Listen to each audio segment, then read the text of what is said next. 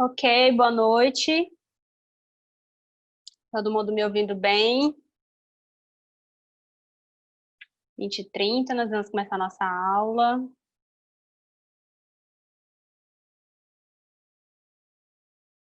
Áudio ok para vocês?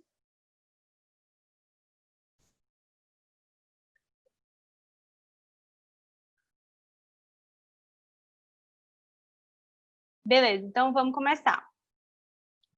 Para quem está iniciando hoje no nosso curso, sou a Poliana Oliveira, sou jornalista do portal 180 Graus, trabalho atualmente na editoria de política, já estou na empresa há 11 anos, também sou professora de web jornalismo do Instituto Galaxy. Antes da pandemia, nós dávamos nossas aulas às sextas-feiras, falando sobre produção de conteúdo para a internet. E nós vamos dar continuidade hoje à questão do calendário eleitoral. Lembrando que quem está começando, quiser assistir as nossas aulas anteriores, você pode ir no canal da ABEP, no YouTube.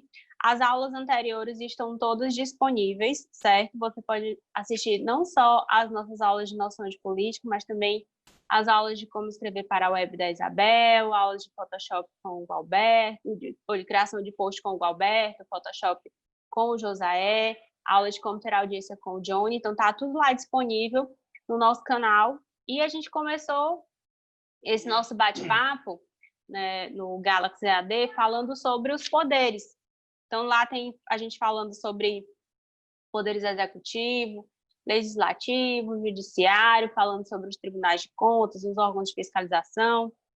E a gente já está há uns 3 aulas debatendo sobre o processo eleitoral.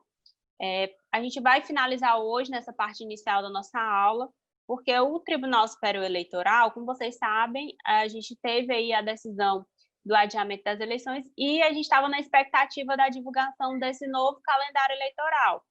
A gente já tinha as mudanças aprovadas pelo Congresso Nacional, mas essas datas precisavam ser ajustadas pelo Tribunal Superior Eleitoral, que é quem rege o processo eleitoral, é quem determina as normas de como acontece esse processo. Então, aí no compartilhamento de tela de vocês, acredito que já está disponível, a gente já tem esse calendário no que se refere às datas de julho, que alguns prazos do processo eleitoral já iam vencer, que iam vencer agora no mês de julho, foram aditadas em 42 dias. Então, o tribunal, como houve esse adiamento de 42 dias das eleições, então, todas as datas que iam vencer agora no mês de julho, elas foram aditadas, foram colocadas para frente.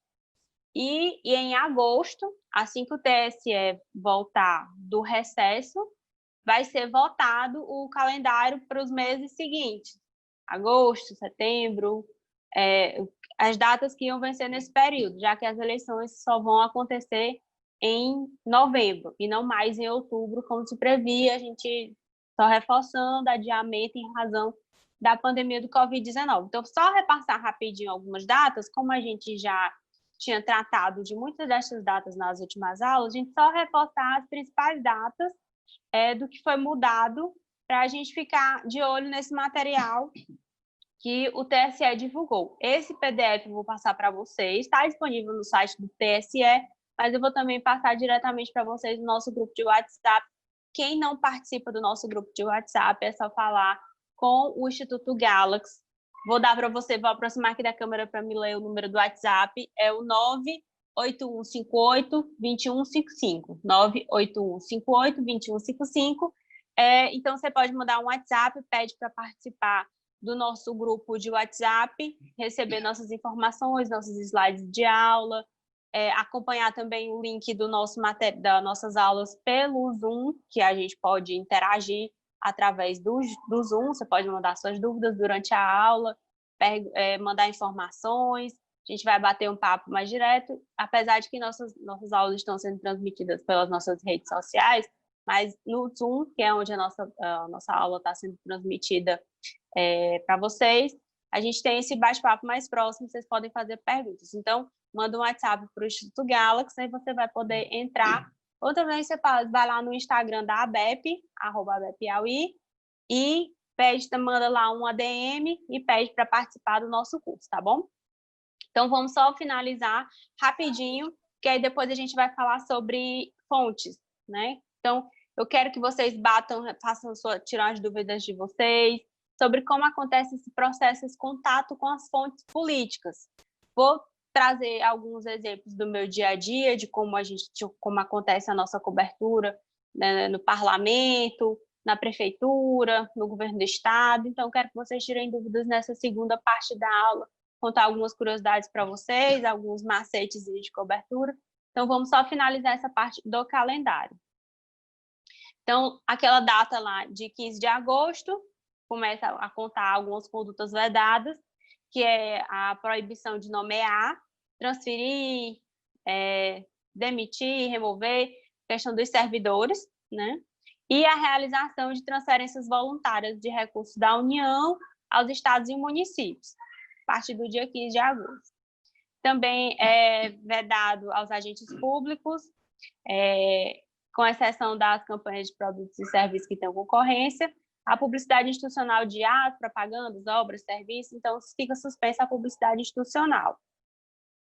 Também, a partir dessa data, do dia 15 de agosto, fica vedada a realização de inaugurações, contratação de shows artísticos e a simples participação de candidatos, de agentes públicos que são candidatos nessas inaugurações, nesses eventos, pode gerar problema no processo eleitoral, pode ser alvo de uma ação depois, mesmo depois das eleições, isso pode ser questionado. Aí a gente já tem ali a data de 16 de agosto, que é o prazo que antecede a data definida pelos partidos para a escolha dos candidatos em convenção, né, que é permitido ao postulante à candidatura do cargo realizar propaganda intrapartidária com vista à indicação de seu nome.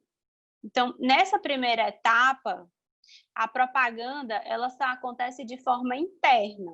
Os partidos os pré-candidatos podem fazer essa comunicação interna nos seus grupos, nas suas redes sociais fechadas, podem fazer esse tipo de propaganda mais interna. Isso externo para o público ainda não pode, a partir dessa data de dia 16 de agosto. Outra data importante, a gente tem ali dia 18 de agosto, que é quando o juiz eleitoral vai nomear os membros das mesas receptoras e a questão do apoio para a votação.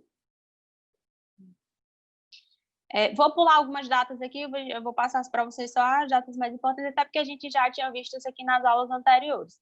Quem quiser ver, lembrando, o material dessas aulas está tudo lá disponível no YouTube da ABEP.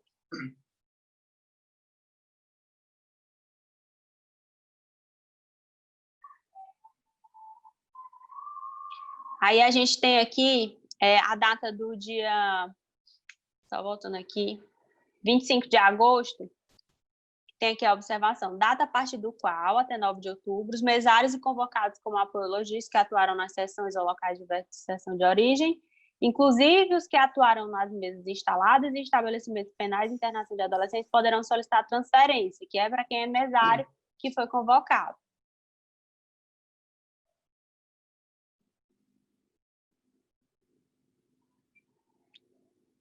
Aí, até data de 31 de agosto, né, a partir da qual, até 16 de setembro de 2020, é permitida a realização de convenção destinada a deliberar sobre as coligações, escolher candidatos a prefeito, vice-prefeito e vereador. E aí eu vou perguntar para vocês, vamos ver quem estava atento às últimas aulas, para saber quem é que está realmente ligado. A gente pode fazer coligação para vereador 2020? Quem sabe responder essa? 2020, está liberado coligação para vereador? Fazer aquela coligação? Pode?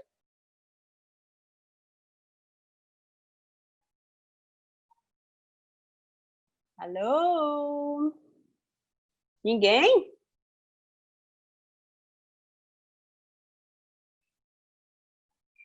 A Michelle está dizendo que não pode. O Devan também está dizendo que não pode. Vamos ver se alguém diverge deles. Alguém acha que pode?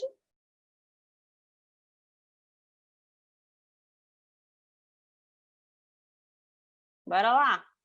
Quero a participação de vocês nas aulas, porque vocês estão muito quietinhos nas minhas aulas. A aula de política, todo mundo comenta. Quando é para falar de política, todo mundo fala. A Vanessa também está dizendo que não pode. A Ana. Então, realmente, vocês todos estão certos. Eu fiquei tentando aí forçar aí, mas não pode, realmente. Coligações estão proibidas a nível proporcional. Coligação será entre os próprios pré-candidatos do mesmo partido. Exatamente, Débora. Só pode fazer coligação entre um partido. Então, por exemplo, os candidatos do Partido dos Trabalhadores, a coligação para candidatos a vereadores é dentro do Partido dos Trabalhadores. Do PSDB, só do partido do PSDB. Porque antigamente a gente tinha aquela coligação, todo mundo, vários partidos, 15, 20 partidos, todo mundo reunido numa coligação para tentar eleger os vereadores. E acabava que as cadeiras das câmaras municipais, nas assembleias legislativas, elas eram ocupadas pela mesma coligação, pelo mesmo grupo político. Então, esse fim das coligações proporcionais, a intenção também é de diversificar as cadeiras no legislativo. Agora, coligação para cargos do executivo, no caso, para prefeito, é possível, é permitida fazer essa coligação. Então, 5, 6 partidos podem se unir, ou 7, 10, em torno de uma só candidatura para prefeito e vice-prefeito, aquela coligação majoritária que a gente fala. Então, que são duas coligações que a gente chama, a candidatura de coligação proporcional e as coligações majoritárias. Então, para prefeito, para governador, ainda é possível fazer essas coligações. Então, o prazo para essas convenções, 31 de agosto a 16 de setembro. Aí, outra data aqui importante do calendário. A partir do dia, também do dia 31 de agosto, passa a ser assegurado o exercício, vou selecionar aqui para ficar visível para vocês, esse ponto 6 aqui, data a partir da qual é assegurado o exercício de direito de resposta ao candidato, ao partido político ou à coligação, atingidos, ainda que de forma indireta por conceito, imagem, afirmação caluniosa, difamatória, injúria. Então, a partir dessa data, eles já podem exigir direito de resposta, se eles se sentirem atingidos em algum tipo de publicação. Próxima data aqui. Aí a gente tem esse ponto 11 aqui, que é a data para abertura de conta bancária específica para movimentação financeira dos recursos de campanha e emissão de recibos. –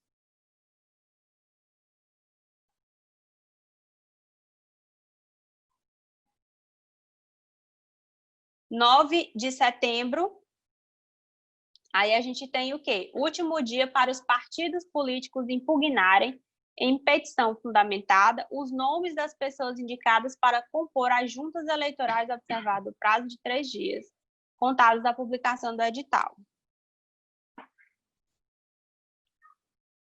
Aí a gente tem aquele prazo ali de 10 de setembro, que é o último dia do TSE promover minutos diários, contínuos ou não, requisitando nas emissoras de rádio e televisão a propaganda institucional para incentivar a participação feminina na comunidade política.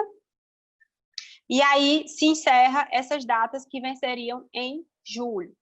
As próximas datas, elas vão ser definidas após o recesso do TSE, que aí vai ser votado e vai ser divulgado esse calendário. Vou mandar esse calendário para vocês, certo? No WhatsApp, para vocês deixarem guardado, ficarem acompanhando essas datas a partir de agosto. Então, tudo foi aditado 42 dias. A gente vai encerrar esse assunto eleitoral Se alguém tiver dúvida ainda sobre esse processo, sobre essas datas, manda aqui no nosso bate-papo para a gente conseguir tirar essas dúvidas. A partir de agora, eu vou cancelar aqui o compartilhamento, porque eu vou mostrar o material para vocês. Então, como para a gente não ter nenhum tipo de problema com direitos autorais, porque é um material de livro, para a gente não ter nenhum tipo de problema, eu vou encerrar o compartilhamento, porque esse aqui também está indo para o YouTube, certo? Mas já para vocês ficarem sabendo quais são os livros que a gente tem que eu tenho como base para a gente debater aqui. A gente tem esse aqui, que é o Guia para a Edição Jornalística, certo? Que é do Luiz Costa Pereira Júnior, e Teoria do Jornalismo, do Felipe Pena. Esses dois livros são facilmente encontrados, tá? E eles debatem muito sobre a questão do papel, da atuação do jornalista de forma ética, que dentro da cobertura política é muito complicado esse trabalho acontecer até mesmo de forma isenta, né? Existe aquele debate de que jornalista tem que ser imparcial, de que jornalista não pode colocar sua opinião, de que jornalista não pode puxar a sardinha para lado nenhum. Isso é regra básica. Mas nós estamos em um tempo em que a opinião ela é muito difundida, né? A gente tem o espaço informativo, mas nós temos também um espaço muito amplo de opinião. Todo mundo tem seu blog, que é o nosso foco aqui do nosso curso, que são os blogueiros, que é quem produz essas informações, seja num blog dentro de um portal maior, ou seja num blog, numa plataforma como o WordPress, Blogspot, essas plataformas, que você tem seu blog individual, que você escreve na sua cidade, seja um conteúdo noticioso ou opinativo. Então, as pessoas estão expondo cada vez mais a sua opinião, e o próprio jornalista também, cada dia mais expondo a sua opinião. Então, é muito complicado saber onde é que a gente divide o que é informação e o que é opinião. Se confunde muito hoje em dia. Você vê um texto, você não sabe se aquilo ali é só uma informação ou se a jornalista está querendo imprimir uma opinião ali naquele texto.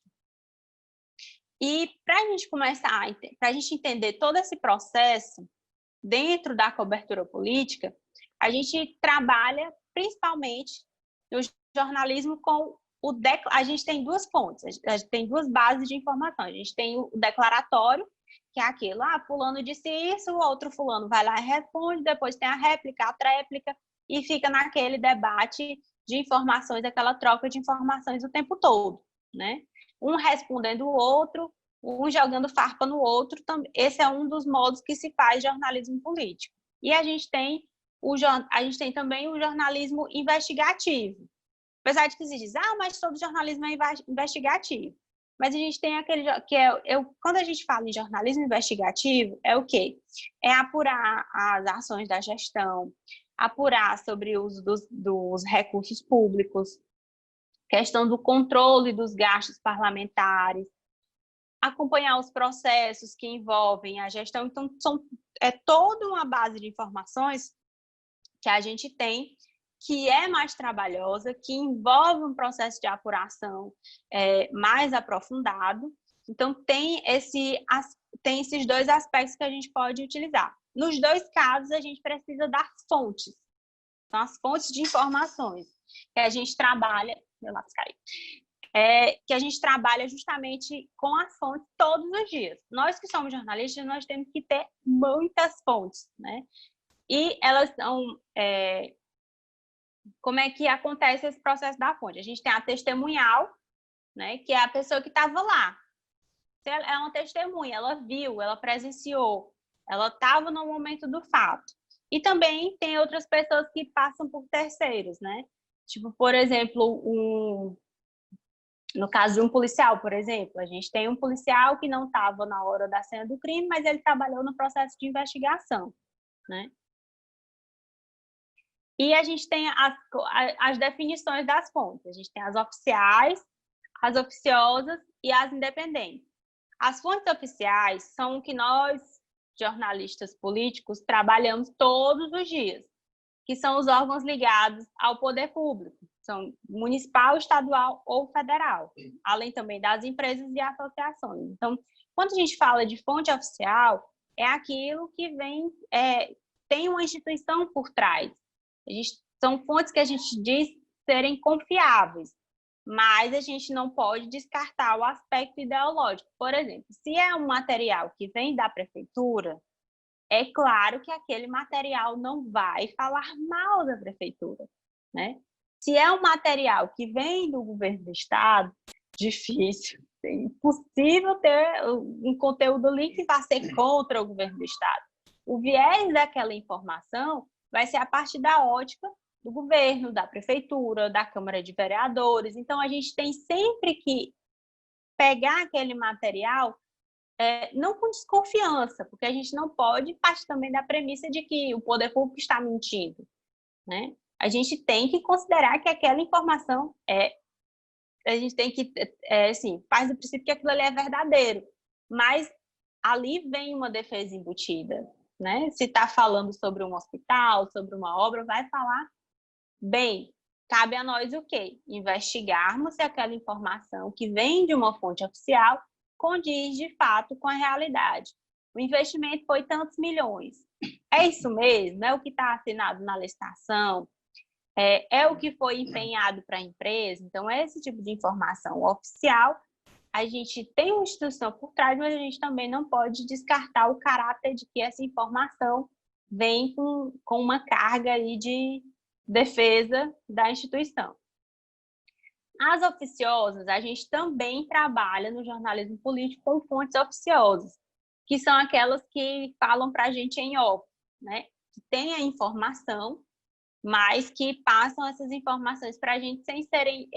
quando a gente vai publicar, a gente não identifica quem são essas pessoas. As fontes em off, elas são tão preciosas como as fontes oficiais, porque são essas fontes em off que nos passam as pautas. E, às vezes, o off a gente encontra até mesmo dentro das instituições, né?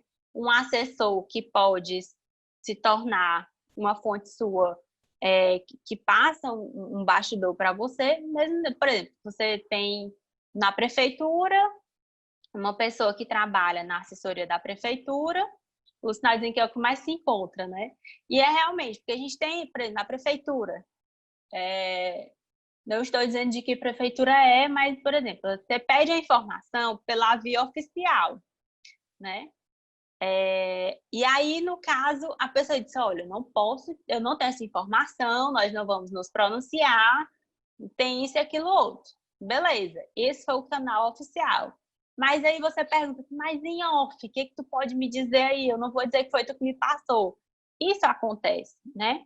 Porque, de certa forma, você sabe que é uma pessoa que está ali dentro do processo e pode ter informações para te passar.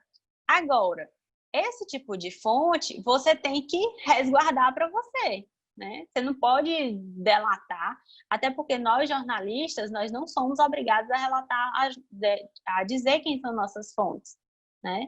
Nós não temos essa imposição.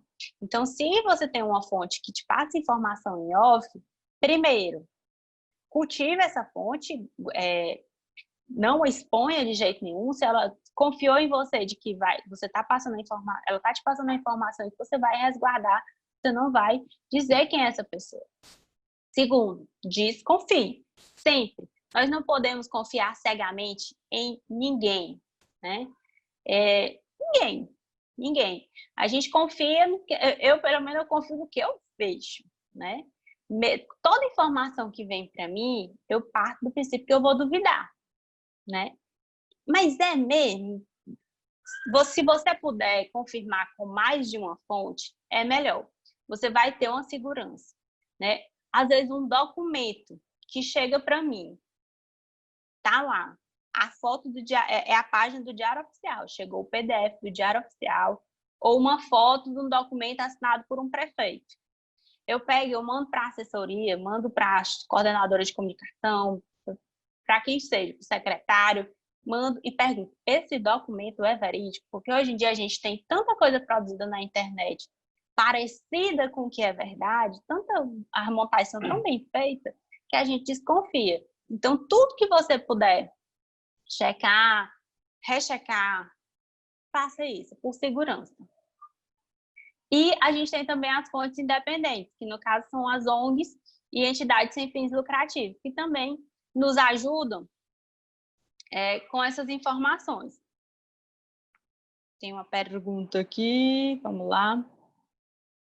O Jonas está perguntando se as denúncias do TCE são exemplos de fontes. São, elas são exemplos de fontes. Mas quando dá certo, a gente leva um crédito grande.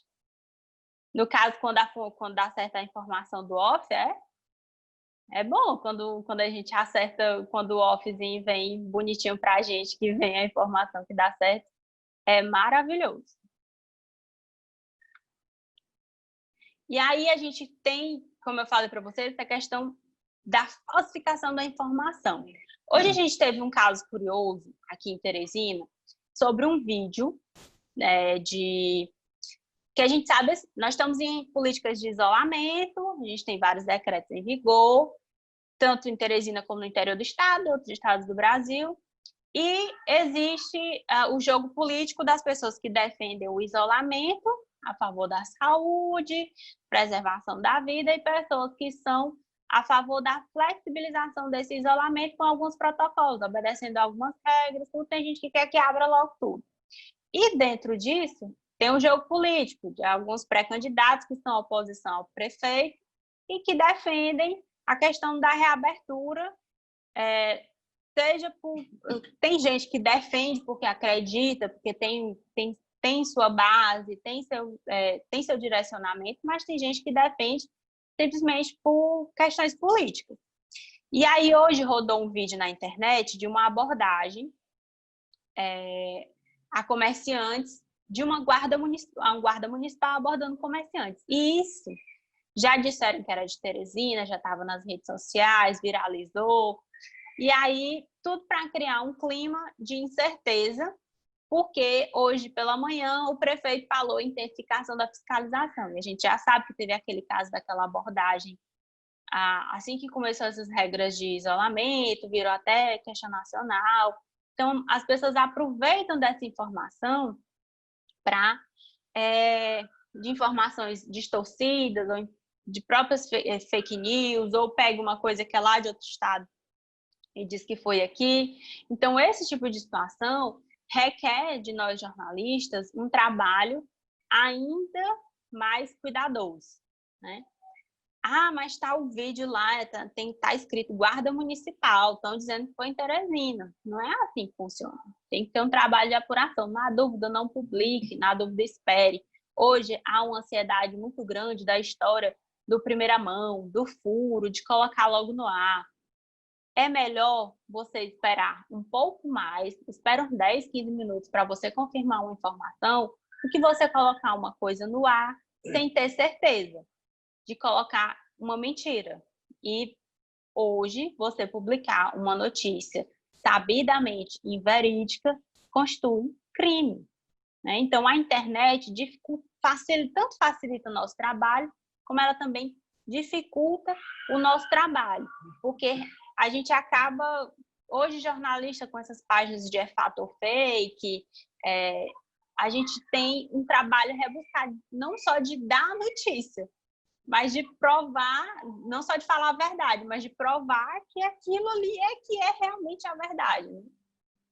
Aumentou o compromisso do jornalista com a sociedade. E também a internet permitiu o quê? A maior participação. Hoje nós temos grupos de WhatsApp, tanto com lideranças ou pessoas da sociedade, cidadãos, mas também grupos que reúnem políticos e que lá acontece esse debate. O debate não acontece mais só no parlamento, não acontece mais só na prefeitura, no governo do estado.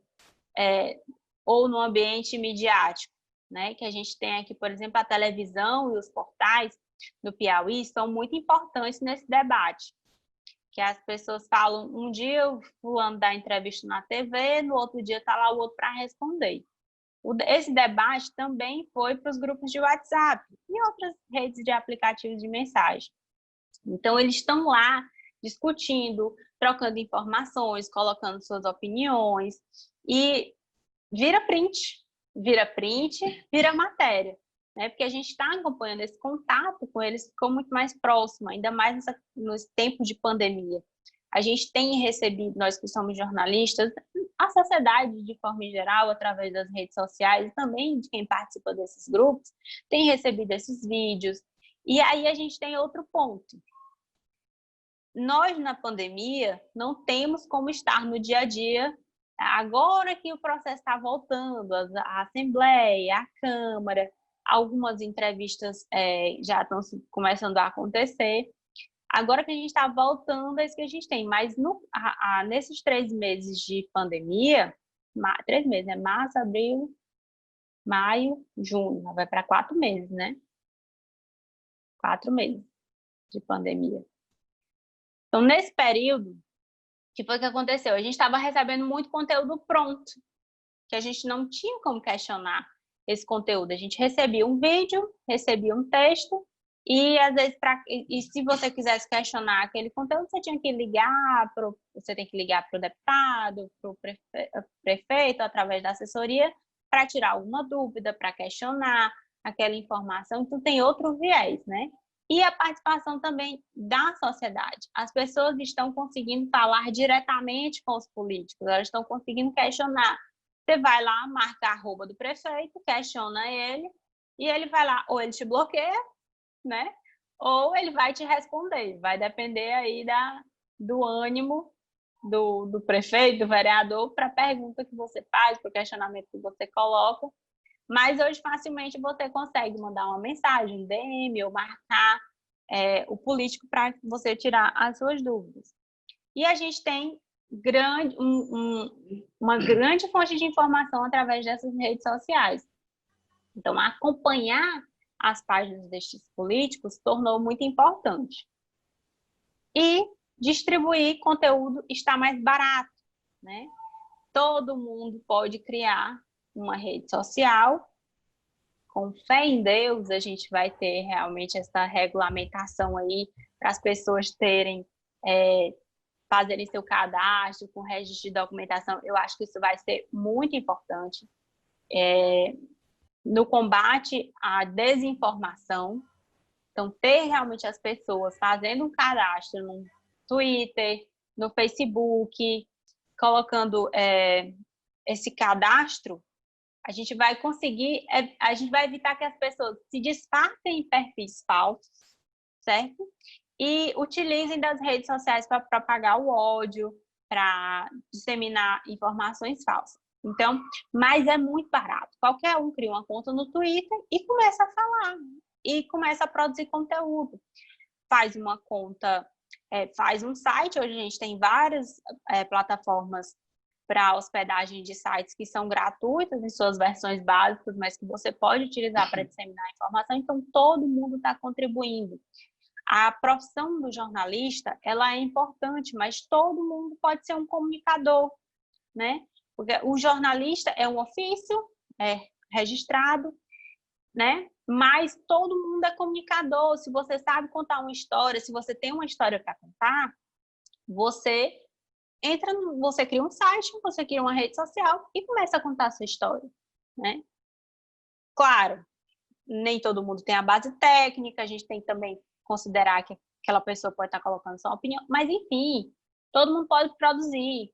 E a gente cai nessa de, às vezes, confiar em uma coisa que você não sabe de onde veio. Tem muito jornalista que cai nessa história de simplesmente porque viu numa rede social, acaba publicando. E é aí onde a gente dá com os burros na água, né? Onde a gente erra feio.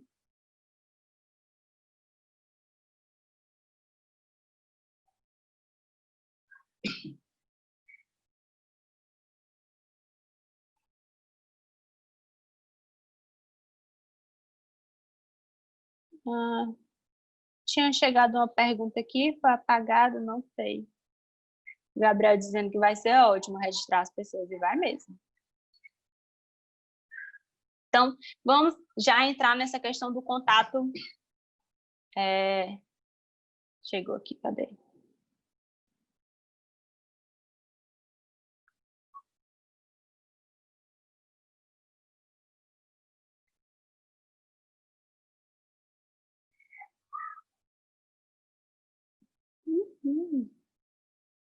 Por que eu não estou conseguindo ver? Está aqui. O Gustavo Ponte perguntou, na sua opinião, como está a autonomia dos principais meios de comunicação piauiense, se é que existe? É muito complicado. Eu sempre falo nas minhas aulas de webjornalismo que um portal de notícia, uma TV, um rádio, ela é, primeiramente, uma empresa jornalística, né? E nós temos uma dificuldade de ter a iniciativa privada auxiliando no, como é que eu posso dizer, na sobrevivência dessas empresas jornalísticas. São empresas que têm profissionais que precisam receber salário, né? Aí nós não temos jornalistas de caridade, né? Apesar de que a nossa profissão ela tem esse viés social. Nós temos um compromisso social, mas são empresas jornalísticas, né?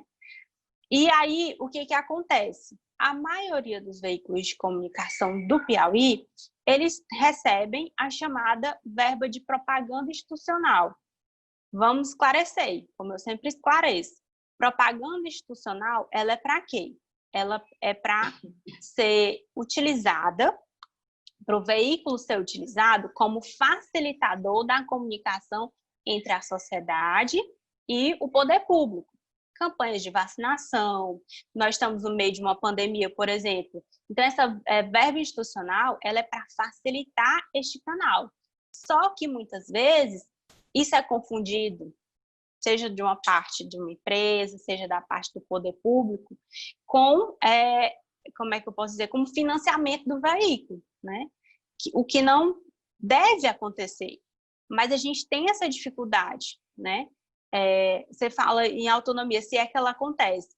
Muitos veículos realmente não têm uma autonomia clara.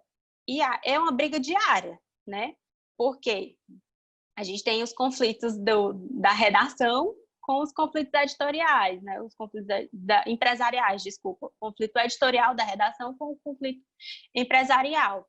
Mas é muito difícil. Agora, o que não se pode é o veículo confundir, nem o poder público confundir esse viés da mídia institucional, que ela não acontece só no Piauí, ela acontece no Brasil todo, a nível municipal, estadual e federal, mas para a comunicação, para o veículo servir como um facilitador, porque nem todo mundo vai acessar, por exemplo, o site de uma prefeitura, né? Onde é que as pessoas estão mais? Nos sites noticiosos. Então, é lá onde ela vai ver uma notícia sobre uma vacinação, sobre uma fiscalização que vai ter, sobre uma programação de decretos, como, por exemplo, a gente está tendo. São informações, mas que elas vêm como? Através de anúncio, né? Um anúncio institucional que está ali da prefeitura fulana de tal, governo não sei o quê, mas isso é muitas vezes confundido dos dois lados com essa questão de um financiamento do veículo, o que não pode, né?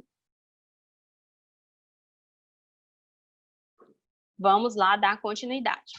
Fontes de informação, que aí também a questão dessa relação. Jornalista não pode ser amigo de fonte, né? Quando eu falo amigo, assim, de ter uma relação pessoal, isso é muito complicado, né? Você tem eu tenho, é claro que tem uma fonte que virou seu amigo, claro, mas a partir do momento em que vira seu amigo, aí você tem que pensar, eu devo continuar utilizando essa fonte, né? Essa fonte não está usando do meu ofício para se beneficiar, né? É muito complicado. A linha é muito tênue, né? Entre acabar a fonte estar te usando para se beneficiar ou você usar a fonte para se beneficiar. você tem uma fonte que é muito próxima que vai. Então, essa relação pessoal, ela deve ser evitada, né? Você pode ter uma proximidade com algumas fontes, por exemplo, eu tenho alguns deputados que eu tenho mais proximidade, eu tenho alguns vereadores que eu tenho mais proximidade, que são fontes minhas, mas eu evito essa questão da amizade pessoal, sempre sabendo que, se acontecer alguma coisa, eu vou questioná-los, né? Sempre deixando esse espaço, porque tem jornalista que não quer colocar algo contra fulano de tal, porque tem uma relação próxima, né?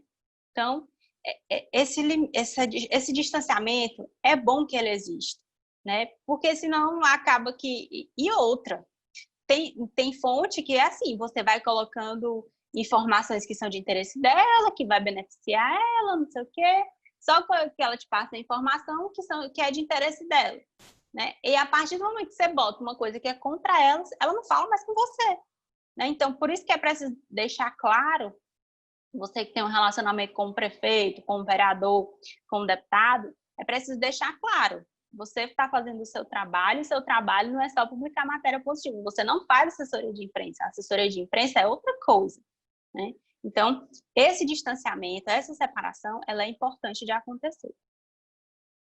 Como eu falei, promessa de anonimato deve ser cumprida.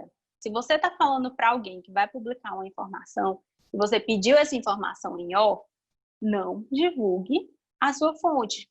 Até porque, em alguns casos, você vai estar expondo alguém. Talvez expondo até mesmo a risco, né? Alguém que te passa a informação, ela confia em você.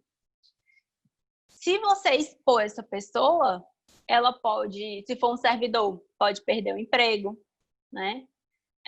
Se for uma pessoa que está te passando uma informação sobre alguém que cometeu um crime, ela pode ser alvo. Então, promessa de anonimato tem que ser cumprida. E lembrando, o fato de não ter amizade não quer dizer que você não tenha confiança na pessoa. A fonte você precisa confiar nela e ela precisa confiar em você. É uma relação de confiança, mas não é uma relação de amizade, tá? Não é coleguismo. A fonte me atende só por causa do veículo. Você tem que saber disso. Ela está ali passando a informação para você ou para o seu veículo, né? Porque também existe isso, dela lhe atender só pelo veículo que você trabalha, ou o contrário, dela não lhe atender pelo veículo que você trabalha.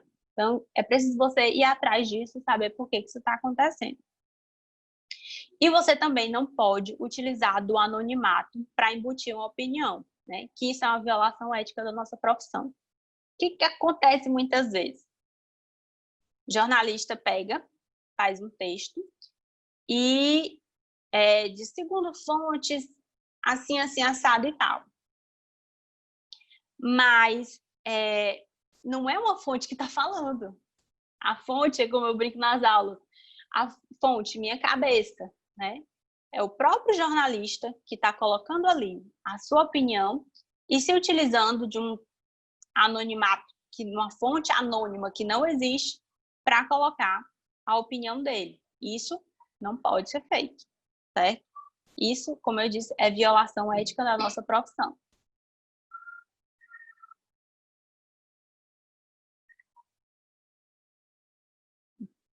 Quando a gente está aí, a gente já vai entrar agora no processo de edição, fonte e edição. Quando você vai colocar sua matéria, você vai redigir uma matéria, você vai escolher o que você considera que é mais importante. Esse simples fato de escolha do que você considera mais importante, você já está sendo, de certa forma, parcial, né? Aquilo que você escolhe destacar já revela certa parcialidade no seu conteúdo, né? Você vai deliberando ali certas coisas, quais são as palavras que você vai utilizar, qual é a ordem das informações, se você vai usar uma aspa ou se você não vai, a foto que você vai utilizar. Então, esse processo de redação do texto, escolha das imagens, composição do seu conteúdo, tudo isso você está sendo parcial, porque você vai estar baseando em experiências, paixões pessoais, e aí você tem o máximo possível que se afastar disso, mas não tem como você se separar, né? Você vai acabar colocando uma opinião ali, mesmo que seja na construção, na escolha de como você vai colocar, né? E aí você vai determinar o valor de um papo. Até também, por exemplo, no portal, no 180 graus, no blog que seja. Quando a gente escolhe se uma matéria é foto, se ela vai para um destaque de manchete, aquela principal, se ela vai para uma foto menor, se ela vai para uma horizontal, ou se ela vai ficar só lá na editoria, ou se ela nem vai ganhar destaque na home, a gente também já está determinando um valor para aquela notícia. Então, todo o tempo, a gente está sendo parcial. O título que a gente vai utilizar, as palavras, quando a gente vai colocar numa rede social, como é que a gente vai colocar. Então, todo esse processo é carregado de parcialidade. E aí é o que a gente vê, às vezes,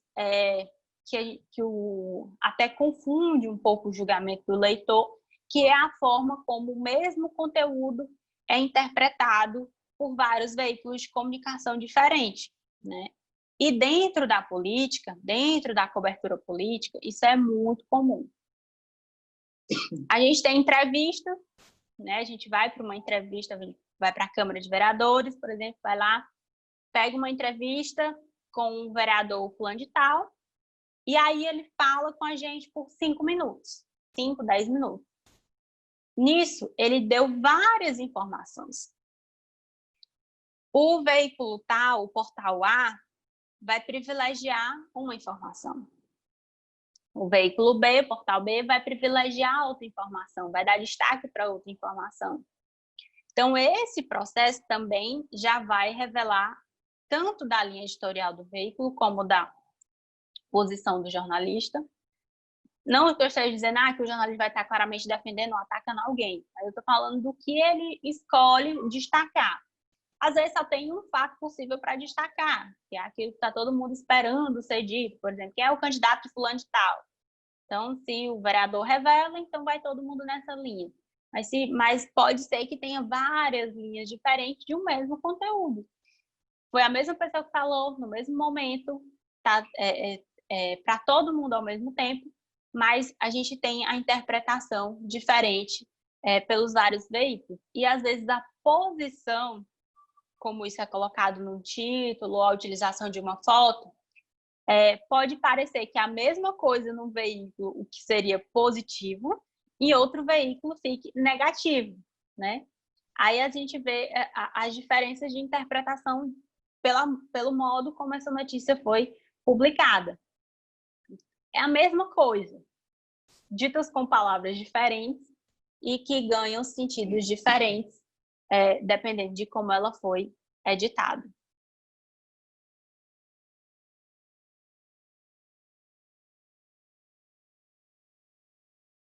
Só um instantinho aqui que travou o meu material.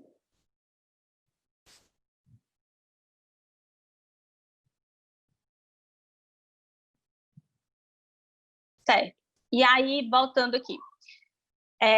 As notícias, e como eu falei, são informações diferentes, todas elas baseadas em fatos, né? E que não são, como é que se diz, adulteradas, né? Que às vezes a gente é muito confrontado sobre isso, né? Nós profissionais de imprensa. Diz assim, mas não foi isso que ele disse, não foi isso que aconteceu, né? Mas tudo às vezes está baseado em fatos, e aí o que é que faz parecer diferente? A construção desse conteúdo. E é aí que a gente esbarra na história do manipular sem mentir, né? Que muitos veículos fazem essa manipulação da informação para poder direcionar ela para outro caminho, né? Para o caminho que se quer. Que aí gera uma desinformação, que é uma frase que foi muito utilizada na campanha de 2018, nesse processo de questionamento dos veículos de comunicação, que até o presidente Jair Bolsonaro fala, que é a história do informar e desinformar. Em parte, eu não concordo, né? Não é todo veículo de comunicação que trabalha dessa forma, mas também concordo que sim, alguns veículos de comunicação trabalham para desinformar, mas aí acaba que generaliza, aí também nem vou muito aprofundar nisso, porque a gente envolve também nessa questão algumas questões políticas, mas sim, concordo que existem veículos que trabalham para desinformação, principalmente, né, a gente está aí numa campanha das próprias de empresas, boicote às redes sociais, o próprio Facebook hoje fez uma ação de remoção de contas ligadas a partidos políticos e ao próprio presidente da República, justamente por conta de campanhas de desinformação. As pessoas estão utilizando das notícias, de como as pessoas são facilmente impactadas pela essa notícia rápida, um título chamativo, para poder desinformar e para poder distorcer coisas, né? E nesse distorcer, às vezes a gente tem outro probleminha, que é a falta de supervisionamento, né? Nem tudo que entra num portal, o dono sabe, o editor sabe, que às vezes é um trabalho que é tão rotineiro, né, que a matéria entra sem uma supervisão, que se diga assim, né? Que aí a gente já entra no processo de rotina produtiva, né? E os assuntos ainda mais assuntos que geram conflitos econômicos e políticos com a chefia das empresas. Voltando, em primeiro lugar, as empresas, os portais, jornais, emissoras de TV, elas são empresas jornalísticas, mas acima delas está o interesse e o papel social. Então, esse conflito, ele é diário, ele é constante.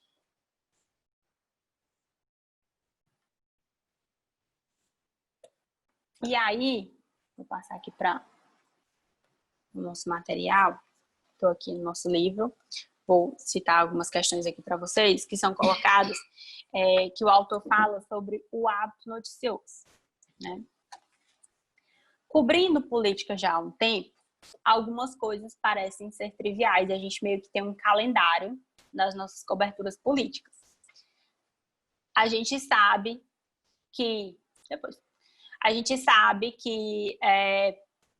no começo do ano tem aquela sessão de abertura do Legislativo, por exemplo, na Assembleia, a gente tem uma rotina. Sessão de abertura do ano legislativo, a formação dos blocos parlamentares, a questão quando há a definição da mesa diretora, depois vem a questão das comissões, de acordo com os blocos, vai passando, tem os projetos que são rotineiros, no meio do ano já começa a se falar em orçamento, depois, no final do ano, tem a votação realmente desse orçamento, que sempre gera muita movimentação, tem as reuniões com os secretários, tem as próprias sessões diárias, então a gente meio que tem uma rotina produtiva nessa cobertura. E nessa rotina produtiva, você tem que ter o calendário. Se você quer cobrir política, a primeira coisa da cobertura política é o quê? Você conhecer esses atores políticos. Óbvio, você não é obrigada a conhecer todo mundo, já de cara, né? Já trabalhando com alguns estagiários, eu sempre deixava bem claro, é com o dia a dia que a gente vai aprendendo a conhecer essas pessoas. Então, você lembrar já de cara dos 30 deputados, para quem está começando no hábito de cobertura política, é realmente um pouco complicado, mas é dia a dia. E em política, se você perdeu um dia, você perdeu muito, né? A narrativa, ela muda muito de um dia para o outro. Então, para quem quer cobrir política, para quem quer trabalhar com jornalismo político, a minha recomendação é mantenha o hábito, né? Esteja sempre, você não é obrigado todos os dias ter acompanhado a sessão da Assembleia Legislativa ou da Câmara de Vereadores, mas pelo menos você sabe o que aconteceu, né? Você acompanhar o noticiário, saber o que está acontecendo, ver o que essas pessoas estão discutindo. Esse hábito, ele é muito importante. E, como eu disse, as coisas vão ficando, às vezes, triviais. E você não pode cair na trivialidade. Tudo é importante. Tudo que está sendo colocado é relevante e precisa ser denotado, né? Ah, mas está voltando o orçamento de novo. Gente, todo ano é um orçamento diferente, né? Ah, está formando comissão de novo. Todo ano é uma comissão diferente. E a gente tem o rodízio dos partidos, por exemplo, nas comissões. Na Assembleia a gente tem isso, né? Há acertos para que os partidos possam mudar a cada ano. Os principais partidos com maiores blocos participem desse rodízio. Num ano fica com um partido, num ano fica com outro, depois outro com outro, ou às vezes o próprio governador está envolvido nessa questão, porque a gente tem, como eu falei para vocês, na nossa segunda ou terceira aula, se não me engano, a CCJ, que é a Comissão de Constituição e Justiça, que é uma das comissões mais importantes, no caso, na Assembleia Legislativa, que é a porta de entrada dos projetos no Legislativo. Então, é importante que o governo tenha um aliado nessa comissão para poder ter uma facilidade maior nesse debate parlamentar, para que quem esteja na comissão consiga dialogar melhor a interesse do governo, né?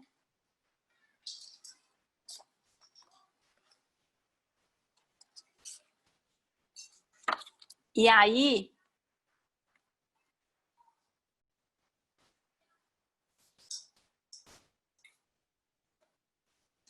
já dentro desse processo de hábito, me perdi aqui nas páginas, estão anotadinhos aqui. Tem a questão do calendário, voltando para a história do calendário das notícias. É circular. Todo ano acontece a mesma coisa, né? Às vezes, até anos de eleição é ótimo porque a gente tem uma diferenciada nos debates, nas pautas, mas todo ano sempre tem aquele ciclo de informações. E aí, tem um lado bom, que a cada ano você vai sabendo os caminhos que você pode percorrer, né, para otimizar a cobertura daquele conteúdo.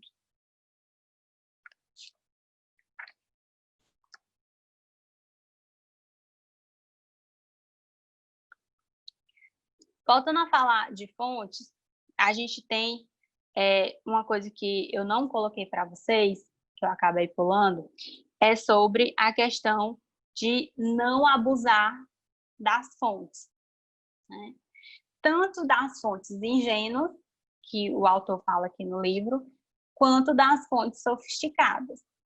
Quando ele fala fonte ingênua, é gente que você consegue a informação facilmente, né? E que você acaba, como é que eu posso dizer, usando dela para se beneficiar, né? E no caso das fontes sofisticadas, você corre um risco de ter apenas um olhar da situação. Se você não diversificar suas fontes, se você ficar sempre utilizando a mesma fonte, você vai estar contando a história só de um lado, né? Só de um viés, só de uma ótica. Isso não é bom para nós jornalistas. Até aqui mesmo no Piauí, nos bastidores, a gente tem essa história de que jornalista só tem só tem fulano de tal como fonte. Só bota matéria de fulano de tal. Mas isso aí é a opinião de fulano de tal. A gente já sabe de quem veio essa informação. Então, isso acaba você ficando marcado, né? Nessa história. E não só nos bastidores se percebe, o leitor também percebe isso. A gente não pode ser ingênuo de pensar que o leitor não vai perceber. E lembrar, nós jornalistas temos um papel muito importante. Muito, mas muito importante mesmo com a sociedade. Então, o que a gente coloca modifica a vida de pessoas. E modifica de uma forma muito ampla. A gente enseja a resposta do poder público, a gente consegue ajudar uma pessoa, a gente consegue prejudicar uma pessoa, mesmo que a gente não queira. Então, o nosso conteúdo, quando a gente vai publicar, a gente sempre tem que pensar que aquilo vai modificar a vida, certo? Eu falo para o pessoal da turma de web, a partir do momento em que a gente publica uma informação num portal de notícias, ou que ela sai numa televisão, ou que ela vai para a página de um jornal, ela não é mais nossa. Ela é nossa até a parte do cadastro. Aquilo ali está com a gente. Depois que ela ganha o mundo, depois que ela está no ar, ela está modificando a vida das pessoas, ela não é mais nossa. A gente perde o controle daquela informação. Então, todo cuidado é pouco na hora de produzir um conteúdo.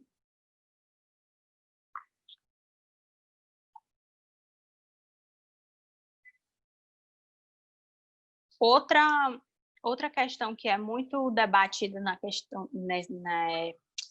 cobertura política, já é uma questão mais interna, mas também que é até bom a gente debater, que é a questão do off e das gravações, né? A gente vive num mundo que hoje em dia tudo é gravado. Se você ainda não foi gravado, cuidado, você ainda vai ser gravado, né? Em algum momento você vai ser gravado, você vai ser filmado, seja escondido, você vai ser fotografado. Tá tudo muito fácil. Com o celular você filma uma pessoa, você grava, você coloca o celular no bolso e você consegue gravar uma conversa, você consegue filmar alguém. E aí a gente esbarra em questões jurídicas, né? Para quem cobre política, a gente tem que tomar cuidado com aquilo que a gente está colocando no ar, né?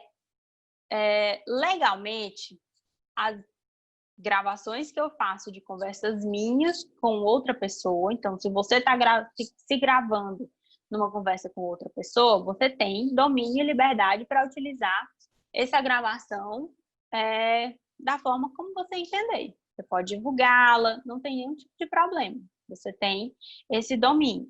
Agora, a gente não pode gravar conversas de terceiros. O jornalista não pode pegar, deixar um celular numa sala e esperar que duas pessoas comecem a falar e gravar essa informação. Agora, se uma pessoa gravou a conversa dela e lhe passar, ok, né?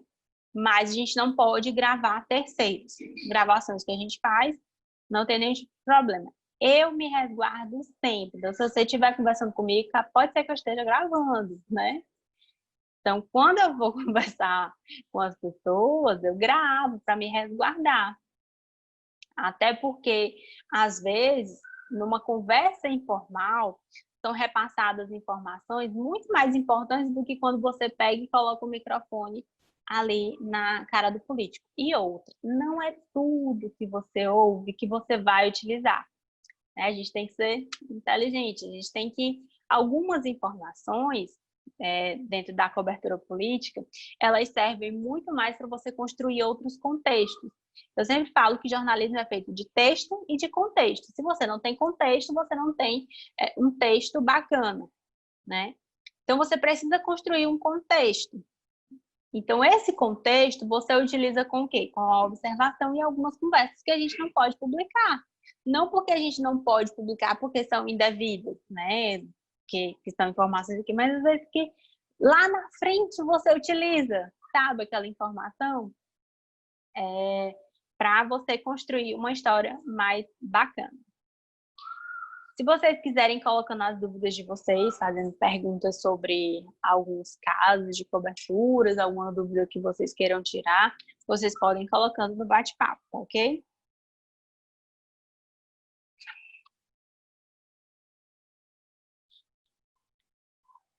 E, encerrando essa parte aqui, sobre a questão das fraudes.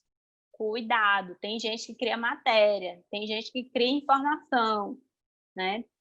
A gente tem casos de jornalistas no Brasil que criam informações, né? Inclusive, até tem uma série da Netflix, deixa eu ver se me lembro aqui, pesquisar bem aqui,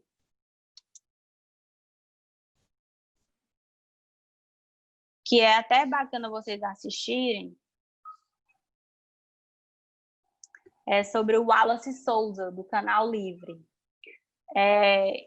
que é justamente um jornalista brasileiro que ele é acusado de cometer crimes para ganhar audiência. O nome da série é Bandidos na TV, né? E falo sobre o caso Wallace. Essa prática era mais comum no passado, mas ainda hoje ela existe. Ele é um cara que se utilizou da boa audiência que ele tinha na televisão, e essa boa audiência foi oriunda de casos que eram de crimes que eram cometidos para gerar realmente audiência, né? Na série explica isso para vocês. E aí depois ele acabou utilizando a TV como palanque político, e isso acontece muito. E até meio que é uma coisa que me frustra até mesmo dentro do jornalismo político, a questão de algumas pessoas, alguns profissionais utilizarem um jornalista político que acaba depois virando um político, um candidato, né? É normal, é natural. Óbvio, eu defendo que cada vez mais as pessoas participem do processo político. Acredito, sim, que nós devemos ter comunicadores como nossos representantes no parlamento ou no executivo, mas tem gente que entra no negócio só para isso, né? Não é que foi natural que a pessoa é jornalista e acabou virando um candidato porque teve um trabalho bem visto, que repercutiu.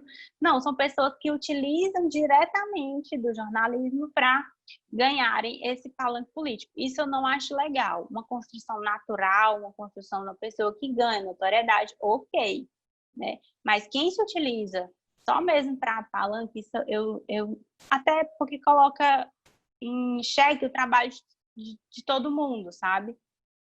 Então, eu não acho muito legal, né? Alguém quer fazer pergunta para mim? Alguém quer me fazer questionamentos? E aí, eu vou falar para vocês como é um pouquinho da rotina de cobertura, né? Vou falar da rotina pré-pandemia, né? Porque a rotina de pandemia, ela está muito limitada. A gente tem coletivas por videoconferência, ou coletivas transmitidas no YouTube, ou nós temos as notinhas e vídeos que são repassados por assessorias. Ou, claro, quando a gente faz as abordagens aos políticos, seja pelo WhatsApp ou por ligação, então tem essa abordagem direta também. Mas, por via de regra, a gente está fazendo tudo digital. Até a Assembleia e Câmara, a Assembleia já voltou, tá com já é a segunda semana que a Assembleia voltou, e a Câmara voltou essa semana. Eles tinham feito uma tentativa, a Câmara de Teresina, estou falando na realidade de Teresina, como eu cubro aqui na capital. Aí voltaram, a Câmara voltando com eles, tanto a Câmara como a Assembleia, uma sessão presencial por semana, o resto da semana só trabalho interno, né? Mas ainda está muito limitado. Os jornalistas estão sendo testados, os servidores, a gente está nessa fase ainda com algumas limitações dos protocolos. Mas como é a realidade antes de pandemia? A gente tem duas frentes, por exemplo, na Câmara. Vamos falar de Câmara. As duas frentes na Câmara, para você que se interessa em trabalhar cobrindo política, né, na sua cidade ou aqui mesmo em Teresina, quer trabalhar com essa área. A gente tem a frente dos bastidores, né, o conteúdo que é de bastidores, o conteúdo que é mais político, mais ligado para o partidário, que é aquela questão mais o em-off, eu também o declaratório que eu falei no começo, e a gente tem a parte da sessão em si, que é o momento dos debates, que é o momento da propositura de projetos, que são as votações. Então, a gente tem essas duas frentes para acompanhar. Então, ou você pega os políticos no começo, ou você pega eles no finalzinho da sessão. Dá também para poder puxar eles ali durante a sessão, sempre é possível a gente chamar eles ou através da assessoria para fazer algum tipo de pergunta sobre o que está acontecendo no momento, durante a sessão, ou fazer algum questionamento relacionado a situações políticas pontuais, né? Nós, jornalistas, temos essa liberdade de estar nos gabinetes, de estar por exemplo, a Câmara é um ambiente super acessível, né? Porque a gente sempre está lá no gabinete da presidência, a gente consegue ter acesso à área ali do cafezinho, dos vereadores, que a gente pode conversar mais tranquilamente com os parlamentares. A Assembleia, a gente também tem esse ambiente, mas ele é um pouco mais restrito. Não são todos os jornalistas que têm esse acesso mais direto lá dentro da casa, né? É claro que a gente sabe que tem jornalistas com mais experiência, que têm as melhores fontes, tudo, e conseguem ter esse acesso em algumas áreas mais restritas na Assembleia, mas na Câmara é mais aberto esse material. Então, a gente tem essas duas frentes. E tanto a Câmara como a Assembleia, a gente tem a transmissão dessas sessões na Câmara a gente tem a transmissão pelo YouTube e na Assembleia a gente tem a transmissão pela TV Assembleia. Câmara, as sessões são às 8h30 da manhã e a Assembleia, as sessões são às 11 da manhã, começa às 11. Deixa eu ver aqui.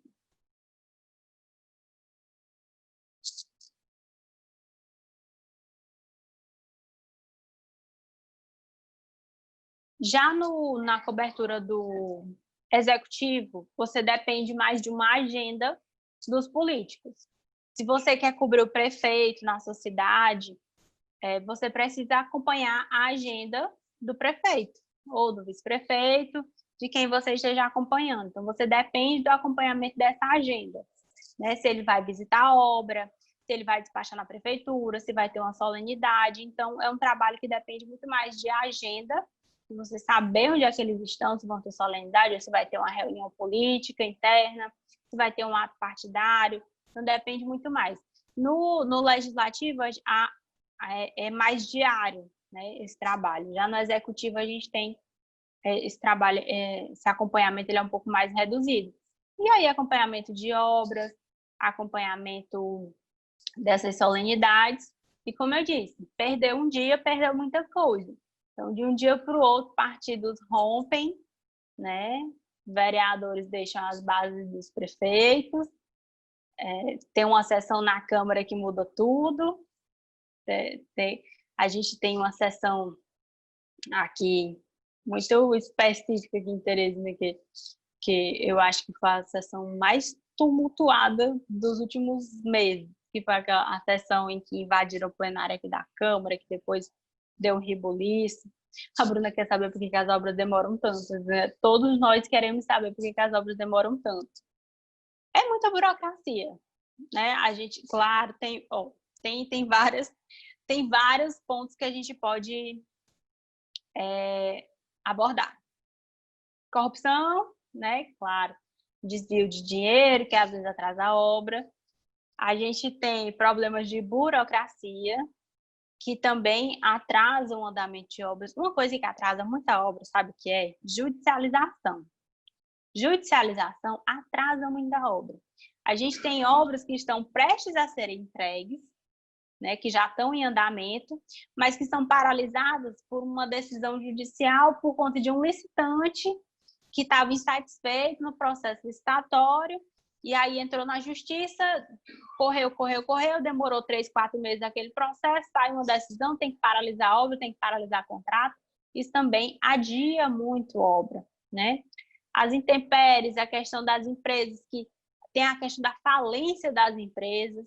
Por exemplo, no Rodoanel, a gente teve, acho que foi 2 ou 3 vezes que teve falência de empresa.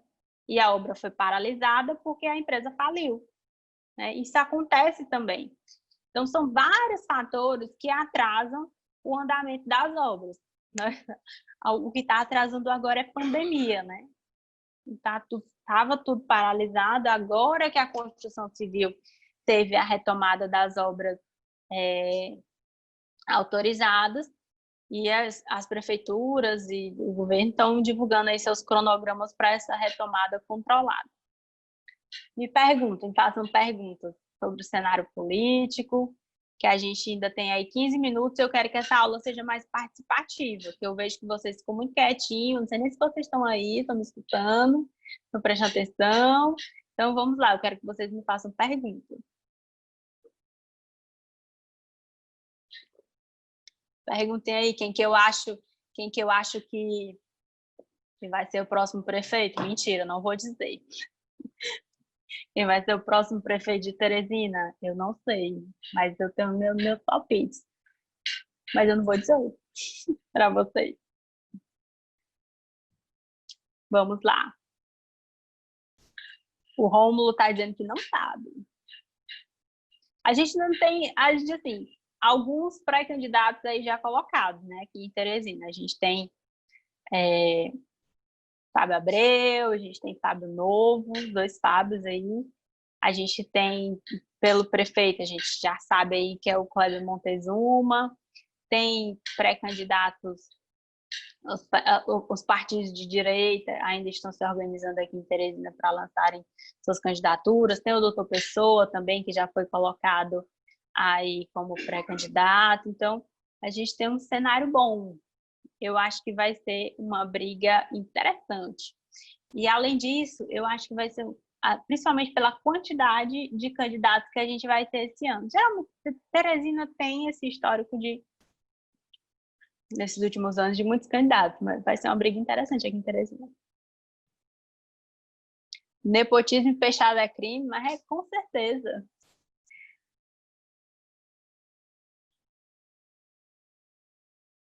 Porque às vezes dispensam pessoas qualificadas para colocar conhecido por esse simples fato, para colocar conhecido, para botar pessoas de confiança atuando dentro do processo. O que acontece quando um gestor entra? A gente estava até Eu estava até comentando, a gente estava comentando isso outro dia, com a morte do deputado Assis Carvalho, né? Porque ela envolve, por exemplo, os gabinetes, né? Envolve muita gente, que são pessoas que eram indicadas da confiança do deputado Assis, entra um novo deputado, né?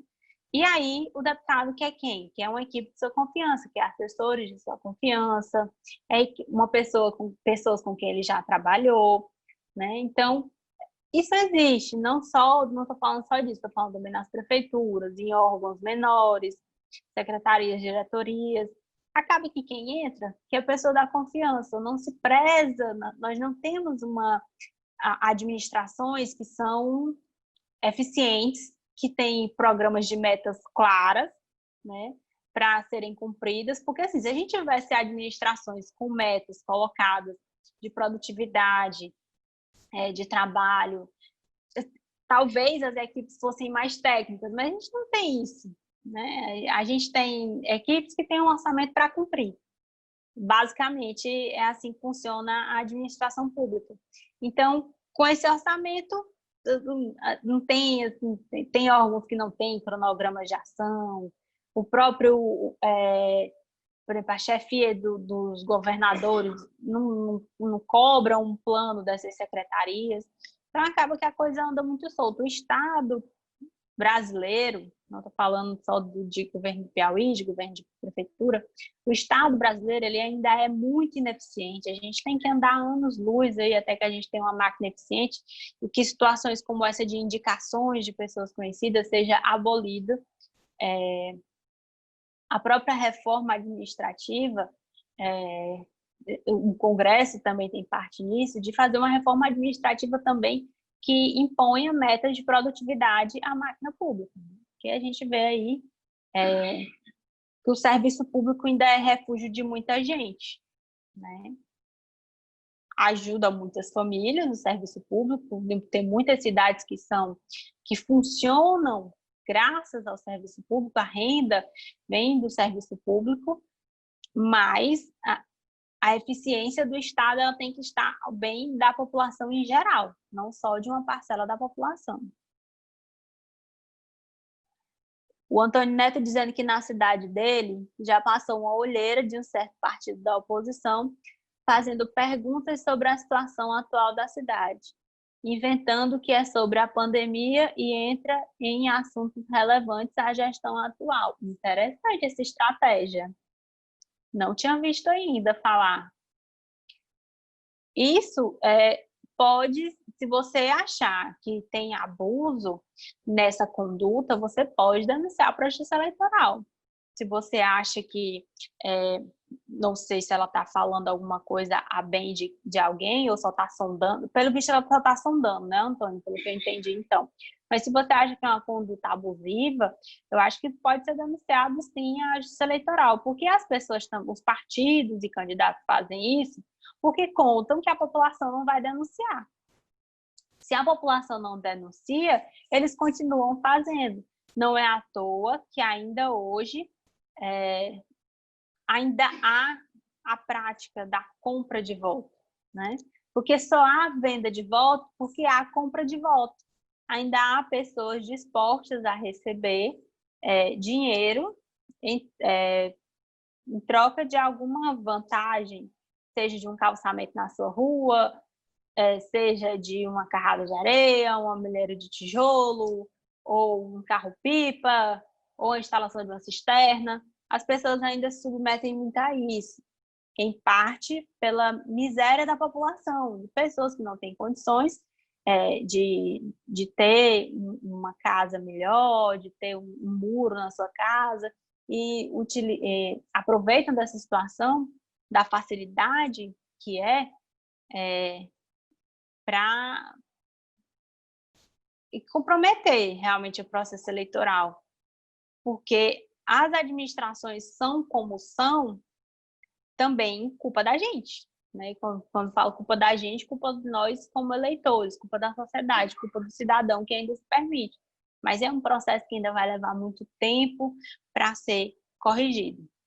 O Antônio está dizendo que ela não está só sondando, pois isso aí deve ser denunciado à Justiça Eleitoral, que já tem canais abertos, você pode procurar o cartório dessa cidade ou ligar, você procura no site do TSE, os números que lá tem disponível. Eu já tinha até visto exatamente que já está aberto os canais para denúncias de abuso. O que mais? Nós ainda temos aí 7 minutos de aula para vocês me fazerem perguntas. Façam que nem os meus alunos de web, que me fazem perguntas difíceis. Me fazem perguntas complicadas, que eu tenho que estar julgando políticos. Eles me colocam para julgar políticos. E eu julgo mesmo. Quem acompanha minhas aulas lá no Galaxy sabe que eu julgo mesmo. Vamos lá?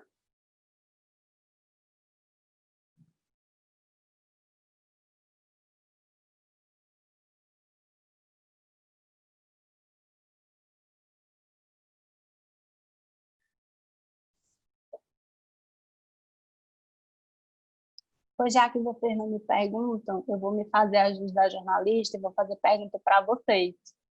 Eu quero saber como é que está a questão do isolamento na cidade de vocês. Se as pessoas estão cumprindo, se está mais ninguém aí. Aí você bota o nome da cidade para me saber. Porque aqui em Teresina mesmo, o povo como é que eu posso dizer, abstraiu a doença.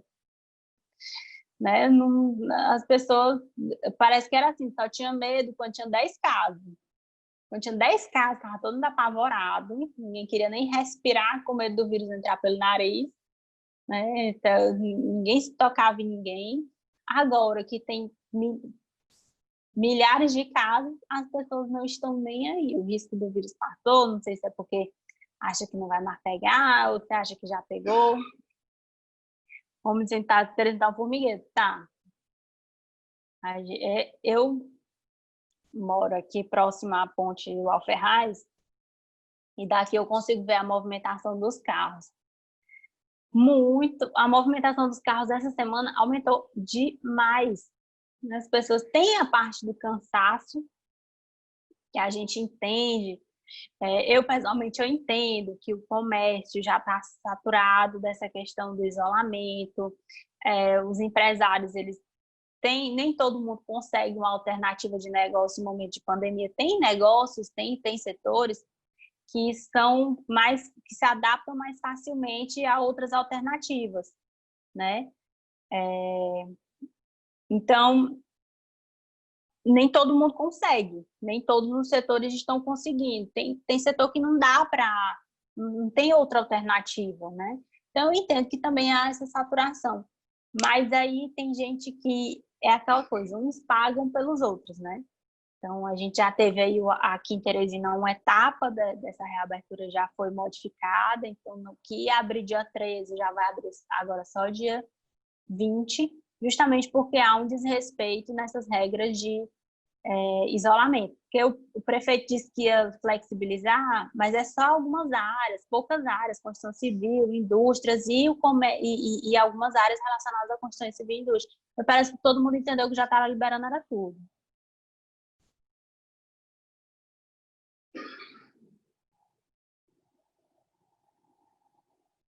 A Bruna dizendo que em Timon não tem ninguém cumprindo.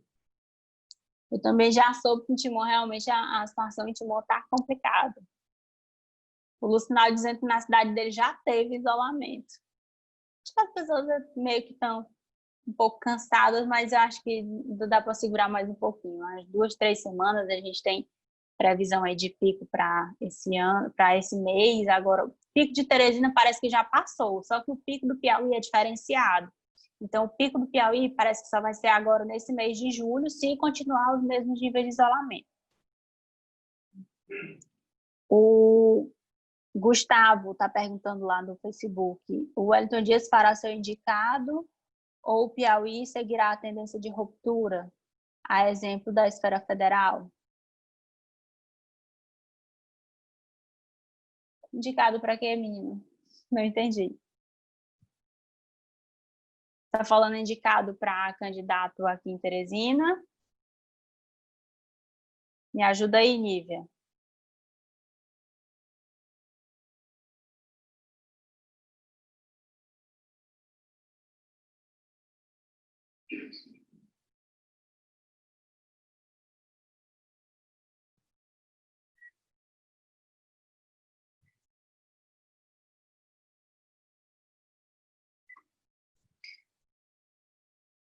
Aqui estão cumprindo na minha cidade de Alto Longal, usando sua proteção porque os casos estão aumentando. No interior, a doença está se interiorizando agora.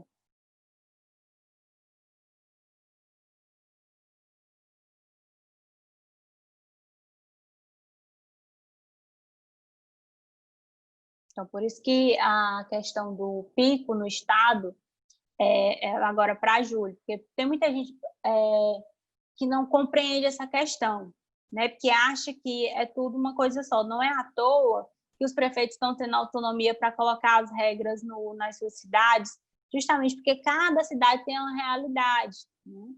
Teresina é uma coisa, Altos é outra, Alto Longa é outra, Beneditinos é outra, Campo Maior é outra. Então, cada cidade tem uma realidade diferente, né?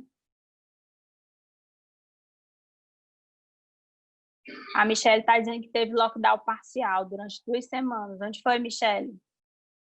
Onde é a tua cidade? Ela é de Ipiranga. Ela teve lockdown de 2 semanas. Mas foi lockdown mesmo, fechou tudo, fechou o supermercado, fechou o comércio, fechou tudo. Aí fechou tudo. Eu queria era um desse aqui em Teresina. Porque aqui o povo fechou o shopping, o pessoal vai para o supermercado, porque não quer shopping. Tem gente que precisa ir para o supermercado. Só que, como eu falei para vocês, uns pagam pelos erros de outros. Né? Tem gente que está indo para o supermercado só para olhar toalha, olhar roupa, né? Olhar coisa de cama. Nem está precisando, né? Uma vez eu fui no supermercado, a mulher estava escolhendo xícaras decoradas. Acho que xícaras decoradas não é uma necessidade urgente, né? Se a pessoa quebrou sua xícara, ok, mas eu acho que para estar escolhendo lá qual é a xícara mais bonita, eu acho que não é urgência, não é necessidade. A Bruna dizendo que em Timon o lockdown só foi 2 dias. A Daiane dizendo que a elite não para de vir para o litoral.